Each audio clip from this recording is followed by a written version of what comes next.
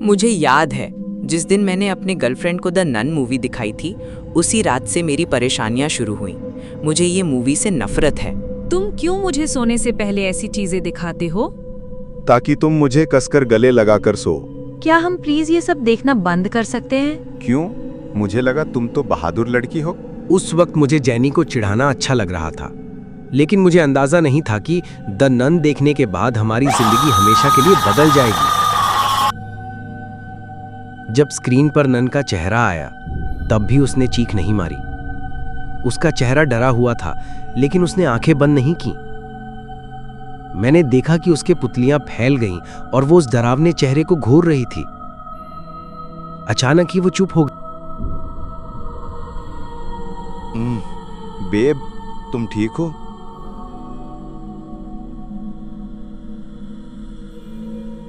मुझे नींद आ रही है, चलो सो जाते हैं।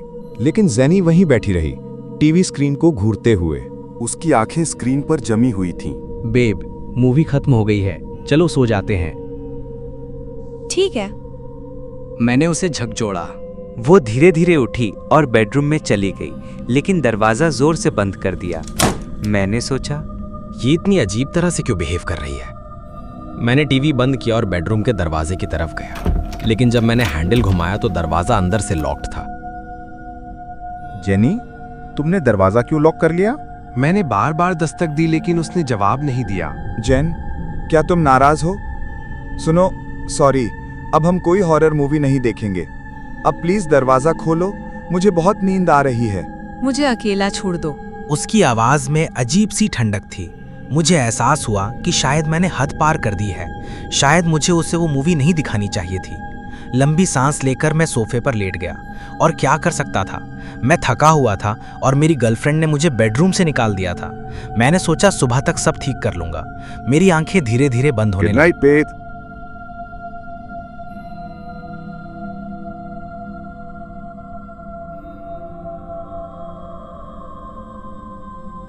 पता नहीं रात का कौन सा समय था, पर मेरी नींद भारी सांसों की आवाज से टूटी। मेरी नजर आधे खुले बेडरूम के दरवाजे पर गई। जेन्नी, अंदर का कमरा एकदम अंधेरे में डूबा था, कुछ दिख नहीं रहा था।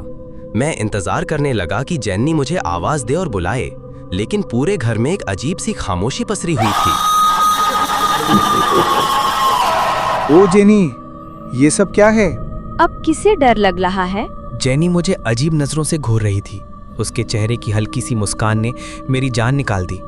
मैं कुछ कहने ही वाला था, तभी वो धीरे धीरे वापस बेडरूम की तरफ जाने लगी, लेकिन अंदर जाते जाते उसने रुककर अपना सिर मेरी तरफ मुड़ा। उसकी बिना पलक झपकाए नजर से मेरे पूरे शरीर में सिहरन दौड़ गई। बस करो जेन, ये अब मजेदार नहीं रहा। तुम चाहो तो मेरे पास आकर सो जाओ। वो अंदर चली गई, लेकिन इस बार दरवाजा बंद नहीं किया। मैंने देखा कि दरवाजे की दरार से उसका आधा चेहरा मुझे झांक रहा था।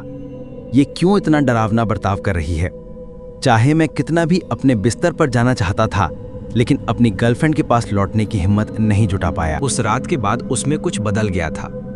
अगली सुबह जब मैं उठा, मुझे रसोई से जलने की गंध आई और फायर अलार्म जोर जोर से बज रहा था। मैं उठा तो देखा नाश्ता जल रहा है और जेन्नी रसोई के सिंक के पास ऐसे खड़ी है जैसे कोई बेजान मूर्ति। ओ माय गॉड, जेनी, क्या तुम घर जलाने का इरादा रखती हो? मैं भागकर स्टोव बंद करने लगा, फायर एक्सटिंग्विशर से आग भी बुझा दी, लेकिन हैरानी की बात यह थी कि जेनी ने कोई प्रतिक्रिया ही नहीं दी।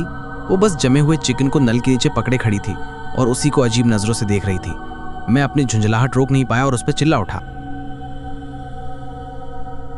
जननी देखो, कल रात तुम्हें वो फिल्म दिखाना मेरी गलती थी, लेकिन तुम्हें लगता नहीं कि अब तुम हद से ज्यादा कर रही हो? ये सब बहुत बचकाना है जननी। क्या तुम्हें लगता है इन्हें जिंदा रहते हुए ही चमड़ी उतार दी जाती जाए? मैं बिल्कुल तैयार नहीं था ऐसे सवाल के लिए। क्या? ये चिकन, क्या इसे जिंदा रहते हुए चमड़ी उतारी गई थी या पहले गला काटा जेनी, गया? बेब, तुम मुझे डरा रही हो। मैं अब ये पागलपन झेल नहीं सकता। मैं नहाने जा रहा हूँ, आ रही हो? उसने मेरा जवाब सुने बिना ही पलटकर कमरे से निकल गई, बिल्कुल पिछली रात की तरह। धीरे धीरे मुझे समझ आने लगा कि द नन मूवी ने जेनी के दिमाग के साथ खेल कर दिया है। मैंने ऑनलाइन सर्च किया कि क्या हॉरर मूवी देखने के बाद ऐसे अजीब व्यवहार के मामले सामने आते हैं। जवाब था, हर किसी का दिल मजबूत नहीं होता। मैं जेनी को साइकेट्रिस्ट के पास ले जाने ही वाला था, लेकिन उस रात जो हुआ उसमें मेरी रूह कांपा दी।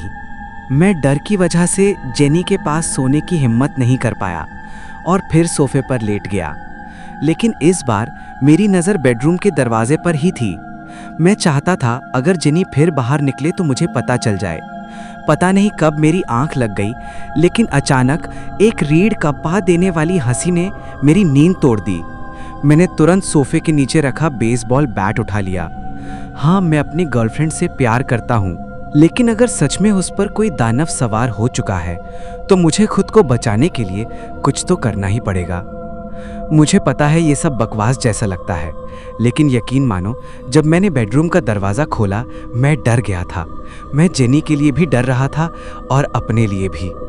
बेडरूम अंदर से पूरी तरह तहस नहस पड़ा था, जैसे वहाँ से कोई तूफान गुजरा हो। नाइट लैंप की हल्की रोशनी में मैंने दीवारों को देखा। हर जगह बड़े बड़े अक्षरों में वैलैक लिखा था और जेनी खिड़की के पास खड़ी बाहर घूर रही थी। जेनी, तुम्हें क्या हो रहा है? उसने मेरी तरफ देखा और मेरी रूह कांप गई। उसके चेहरे पर नन जैसा मेकअप था। उसने वैसा ही कपड़ा भी पहन लिया था। वो पागलपन की हद तक जुनूनी हो चुकी थी। मेरी आंखों से आंसू निकल आए क्योंकि मुझे एहसास हुआ कि जेनी के दिमागी हाल का जिम्मेदार सिर्फ मैं हूँ। मुझे पछतावा हो रहा था कि मैंने उसे वो मूवी दिखाई ही क्यों।